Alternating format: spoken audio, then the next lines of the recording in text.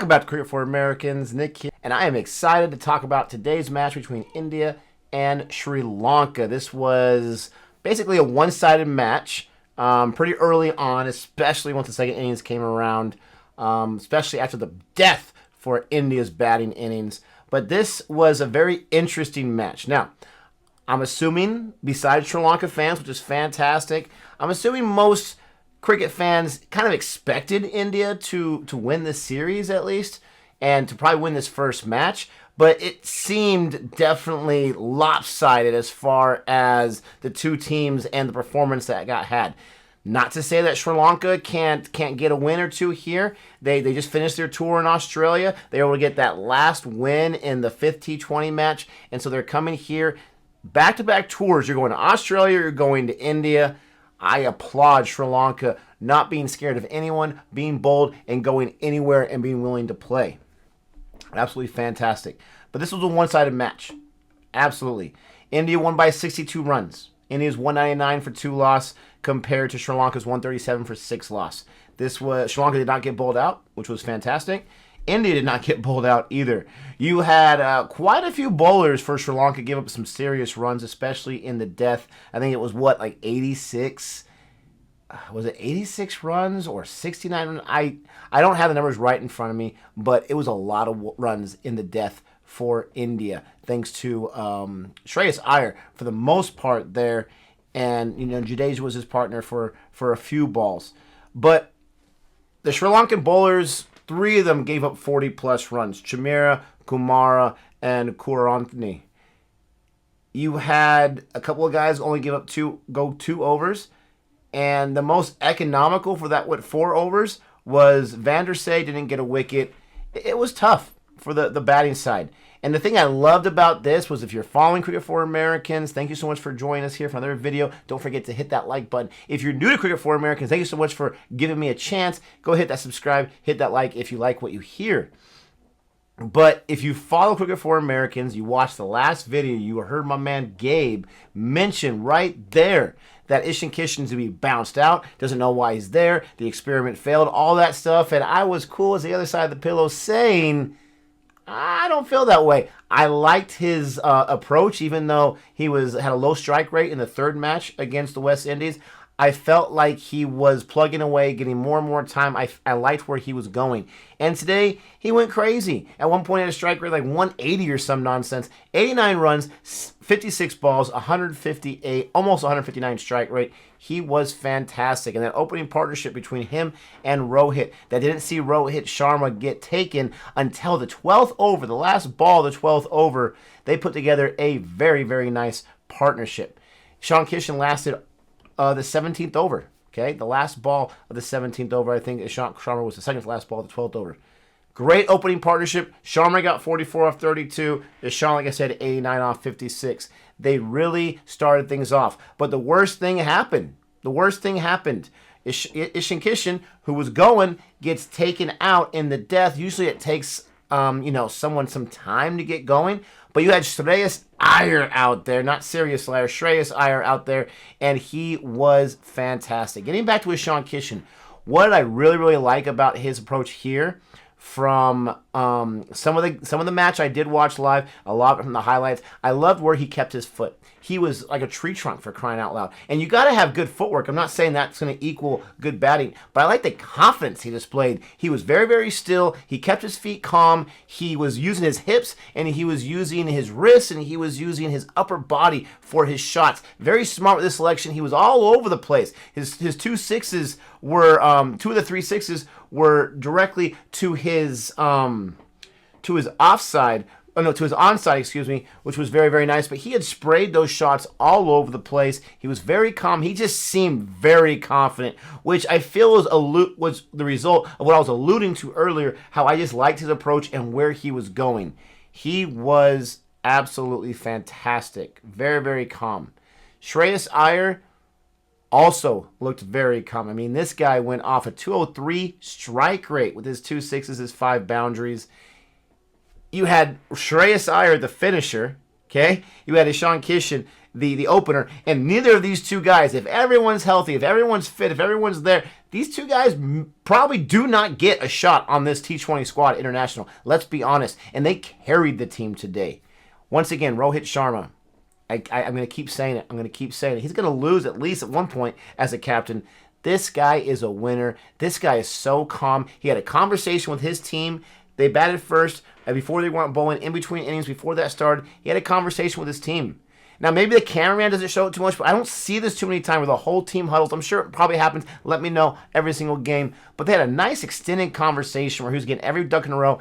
Rohit Sharma, no matter what's happening, he's so calm. He is so calm. And maybe that's where Shreyas Iyer and Ishii Kishan's getting that calmness. They're getting it from him and his leadership. But I just loved his captaincy. Did he have a perfect captaincy? Absolutely not. How many captains do? He was so fantastic, and he was so calm. I love seeing that. The thing that was unfortunate is you had some other guys who are newer to the international side. Sanju Samson, I'm pretty sure he's had a few matches. There you go. This is his 11th T20 match, so he's not brand new, only one ODI match.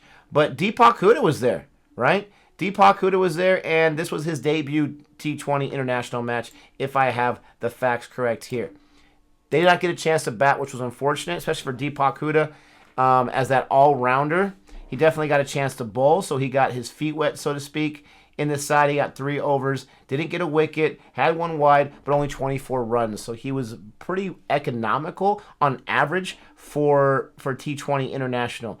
But it was good to see them there. It was good to see Iyer once again. He's becoming a mainstay. Patel once again is there. And then Shahal as their spinner, right? As their main spinner, full-time spinner. He's taken that Ashwin or the Akshar Patel or whatever other situation.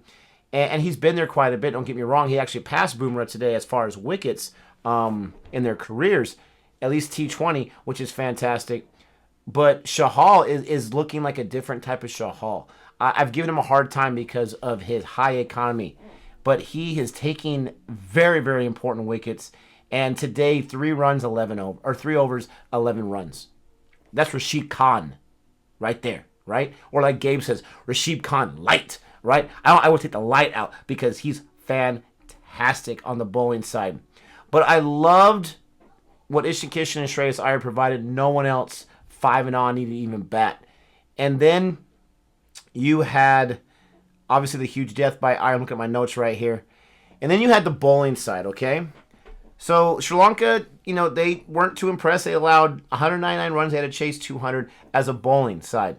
But then they had to go out there and, when you give up 200 runs and you got to chase a score like that, and I think they said there was only one time that India had been chased for a score that high. I don't know if it was just in luck now or in India, period. I think it was 2015 against England or something like that. I can't exactly remember the team. It doesn't happen too often. So when you have a tall order in front of you, you have a 200 target, you've got to really be careful. You've got to build smart innings. You've got to not lose those wickets in the power play. And unfortunately, it just wasn't the case for Sri Lanka. What started off bad got worse on their batting sides. Very first ball, Bhuvi. Very first ball, wicket. Okay? And it was interesting because who was it? It was Nissanka. Okay? I think he expected more bounce off the pitch. It wasn't bouncing too much, and he was expecting it to bounce a little higher, so he kind of just defended it to a certain degree. He got with the bat, and then it slow rolled behind him, and with him not thinking about it, not really paying attention, not whatever, it hits the stumps, the bails fall out, and a first ball wicket. I mean, that was glorious. Bhuvi bowled a nice ball, but he definitely got a little help from that ball right there, and Nissanka was just... And it was crazy because when Nissanka and Mashara are walking out to start their innings, I don't know what it was. I was getting ready for work. I'm watching the game on the TV, and I don't know what it was, but I'm thinking to myself, I feel like one of these guys are going to go down really early. I don't know why I thought that. I'm not Nostradamus or anything. That's why I felt very first ball. Didn't think it was going to be that early. But no one besides Asalanka were able to put really any kind of an innings together. Asalanka not out 53 runs, 47 balls. He was fantastic coming in number 4, but he didn't have a high strike rate, right? He took a while before he started going off and scoring some more runs. I can't remember exactly what it was, but they didn't have a high total in the first 10 overs. It was actually the third quarter of their innings, 11-15, where they were able to surpass India as far as runs scored, where they're really able to get some stuff done. But for the most part, as soon as one guy got settled for a few balls, boom, they lost their wicket. All right? Mashara, 12 balls. Like I said, Nissanka, 1 ball. Lilianagi, I probably butchered that name. Sorry about that. 17 balls, low strike rate. Chandimal, wicketkeeper, 9 balls. The captain, Shanaka, 6 balls. And it goes on, 14 balls below that. They weren't able to get established. The Indian bowling was fantastic, in my opinion. Absolutely fantastic. Took advantage of some of it. There's a little turn there by, who was it? By Jadeja. And it was so nice to see. On the final card, you had Bhuvi, only 2 overs, got 2 wickets. One of them was a catch, and there was a few drops as well. There was a few drops. But that time, it was a catch by Rohit. I mean, it was right to him. It was kind of fast, but it was right to him. I mean, right where you would want to catch it. Tailor-made catch right there for Rohit. Bhuvi got his 2nd wicket. He's looking much better. Now we're able to see series after series, match after match, where he's able to really show something. And I hope as a fan of his, I hope for his career, that he's able to continue to catapult this forward. Bumrah was very economical, wasn't able to get any wickets, but they didn't need, and he was well rested, they didn't need him to be the workhorse. They didn't need him to be the guy that's going to get all the wickets. Gave you 3, 19 runs, very nice job there. Harsh Patel only gave you 2, 10 runs, very economical as well, right? India gets 199, but because they were able to, basically choke Sri Lanka as far as bowling, they didn't need these crazy heroic risks to be able to take. Chahal, like I said, 3 overs, 11 runs, 1 wicket. And then Venkatesh Iyer, he gave up the highest economy rate with 12, gave up 36 runs, but he got himself 2 wickets. He had a huge drop. And that's like the biggest negative with India right now. And Rohit mentioned it after the last series with West Indies. We got to fix the fielding. We got to fix the drops. He had a huge, it was him. I can't remember who the player was next to him that was calling for it. He was in better position. And so it kind of like tricked him. He took a step back and it just went out of his hands and fell down. Should have had that catch. Absolutely. But he was able to get himself 2 wickets, both off catches, 1 off Samson, and then 1 when they got Shamika, they were able to, that was just a nice, bold ball. He went at the stumps of the ball previously, and then he went away at the stumps almost at a wide, offered at it, edge, and Ishan Kishan finished the job. It was very, very nice. Some things that I really enjoyed about this match, besides what I've already mentioned. First ball, wicket by Bhuvi was fantastic. Gets his confidence going. I love the celebration there. Too many drops, did not like that. But there was one point, I can't remember when it was. I think it was early on in the 2nd innings. Chahal gave this epic appeal. I'm talking about epic appeal. I'm not sure why the umpire called for the wicket as late as he did, besides that he was just convinced by Chahal. You deserve it just for that appeal. But Chahal's just in front of him for what it seemed like 10 seconds. 10 seconds, and then eventually we go like that. It was a beautiful, epic appeal. I wanted to get that wicket. But then you get DRS. And it was very questionable. I think it was Harsha Bhogle on commentary was talking about it. I agree with them as a homer for India. Let's be honest. I'm rooting for India here. There was a spike this big. It was microscopic spike. You can argue this or that, but I did not think it was a big enough spike to reverse the call, to not stick with umpire's call, to reverse the call. It didn't matter, right? It didn't matter in this match. It would have been even worse for Sri Lanka, but I thought that was very questionable. They were very convinced by a little spike. It had just hit off the ground, little spike. That could have been anything. I believe in the West Indies match, there was a bigger spike, and they said, no, that's obviously no contact with the bat, which I was fine with that because the spike was so small. That was a little controversial for me. I'm not sure how they saw enough to overturn the call. I wish they would have seen at least the alignment, the impact, just to make sure that, yeah, definitely we can overturn this. But holy cow, I did not like that. That was interesting. One thing I absolutely loved, Jadeja, he got 1 wicket, right? Yeah, he got 1 wicket. When he got his wicket, who was it? Who did he get? He got the wicketkeeper, Dinesh Chandimal. He gets that wicket. He bowled beautifully too. They were showing this, and it was awesome that they were highlighting this on the Willow broadcast. No, ESPN Plus broadcast, excuse me. It was beautiful because all these guys kept trying to run up the track on him. They kept trying to score big. Oh, here's a spinner. Let's try to score big. And he was able to really, really well equalize that and keep them. So Shandamal goes big on the track, and he misses it. Stumps right there. It was fantastic. He was out by a mile. But what did Jadeja give? We've seen the Excalibur, right, when he's batting a 50. I've never seen this celebration. It might be new. And I caught it because I saw this movie in the theaters. He gives a little pushpa, baby. That was fantastic. I had a lot of fun. I jumped on Ozjod's stream right away and said, I love the pushpa celebration. That was fantastic. Jadeja, he just got even cooler than he already was on that cool meter. He's probably the coolest guy on the squad, and that was fantastic to watch.